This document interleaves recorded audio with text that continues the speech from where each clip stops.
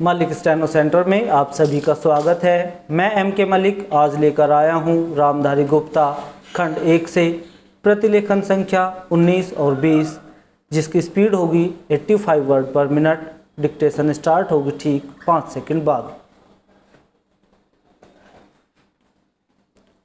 Ready start. महोदय, जब तक अहिंदी भाषी हिंदी को हृदय से स्वीकार नहीं करते तब तक वह राष्ट्रभाषा का स्थान नहीं पा सकती, और यह तभी हो सकता है जब वे यह समझे कि इसमें उनका भी योगदान है और उन्होंने इससे केवल लिया ही नहीं बल्कि इसे कुछ दिया भी है, और उन पर कोई दूसरी भाषा लादी नहीं गई है।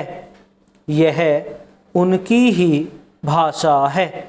मेरे कहने का अर्थ यह नहीं कि आप उनकी ही व्याकरण अपना ले। इसका अर्थ यही है कि आप उदारतापूर्वक जितना ले सकते हैं ले। इसका अर्थ यही है कि आप उदारतापूर्वक जितना ले सकते हैं ले। भाषा इसी प्रकार बन सकती है। यह भी आवश्यक नहीं है कि उसको स्वीकार करने पर आप वही लिखना आरंभ कर दे, परंतु जो वे लिखे उसको आप गलत न समझे। आज किसी भी भाषा का रूप वही नहीं है जो उसके प्रारंभिक काल में था। उसमें परिवर्तन होता रहता है। हिंदी के इतिहास में भी आपको यही बात मिलेगी। मैं हिंदी का कोई विद्वान नहीं हूँ, पर मैं अपने अनुभव से कह सकता हूँ कि उसमें भी पिछले 500-600 वर्षों में बहुत अंतर पड़ा है तथा पहले की और आज की हिंदी में काफ़ी अंतर है। इसलिए नवयुग में जब वह देश की भाषा बनने जा रही है तो उसमें थोड़ा अंतर करना भी पड़े तो वह स्वीकार कर लेना चाहिए, जिससे उसका अन्य प्रदेशों के लोगों के साथ मेल बैठ जाए। कई अहिंदी भाषी लोगों ने भी हिंदी की काफ़ी सेवा की है। आपके राज्यपाल महोदय अहिंदी भाषी है और इन्होंने अपनी भाषा की बड़ी सेवा की है। यह भी हिंदी के पक्ष में थे और इन्होंने बड़ा योग दिया, जिसके कारण हम संविधान सभा में सफल हो सके। इनका भी यही विचार है जो मेरा है। मैं चाहता हूँ कि इनको भी हिंदी की सेवा करने का अवसर दिया जाना चाहिए। उसका फल हिंदी के लिए और देश के लिए अच्छा ही होगा। मानपत्र में आपने संस्कृत के संबंध में कहा है, मैं मानता हूँ कि हमारे देश में संस्कृत का अध्ययन आवश्यक है, क्योंकि देश की सभी भाषाओं का स्रोत वही भाषा है। संस्कृत से हमारा अटूट संबंध है। इसकी पढ़ाई लिखाई कम हो गई है। यह हमारे लिए दुख की बात है। मैं आशा करता हूँ कि इसकी उन्नति होगी।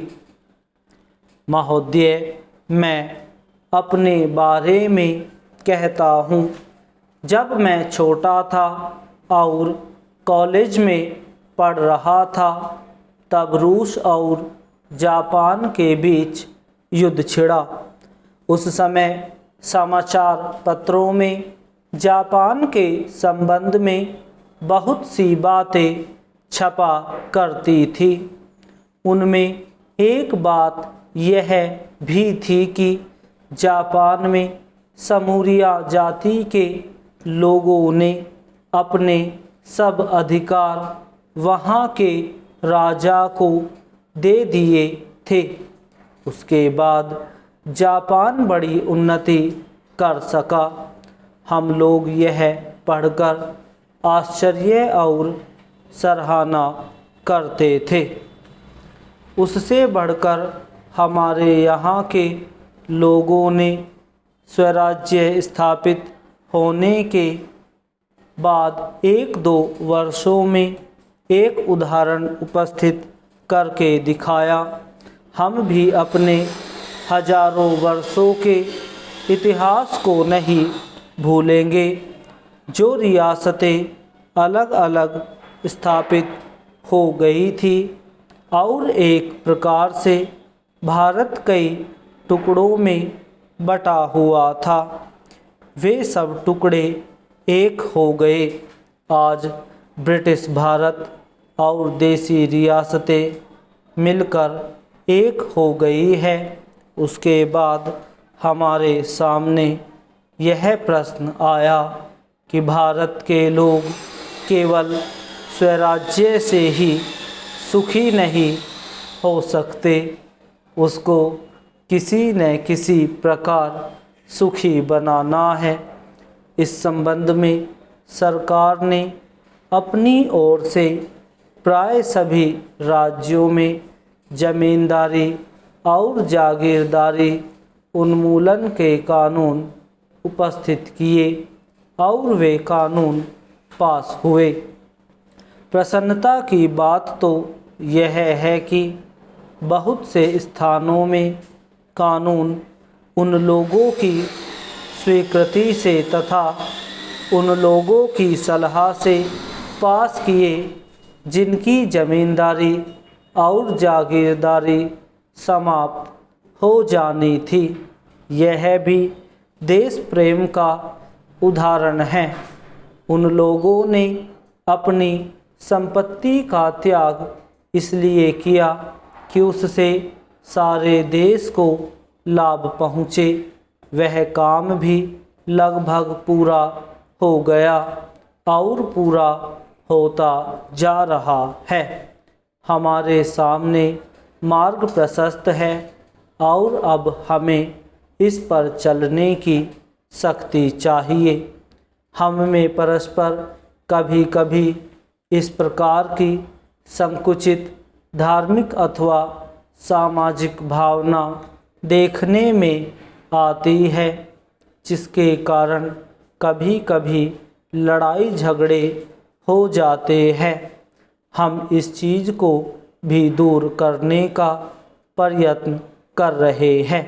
हमारे संविधान में स्पष्ट बता दिया गया है कि कोई चाहे किसी भी धर्म का क्यों न हो, किसी भी जाति का क्यों न हो, इस देश में सबको समान अधिकार है।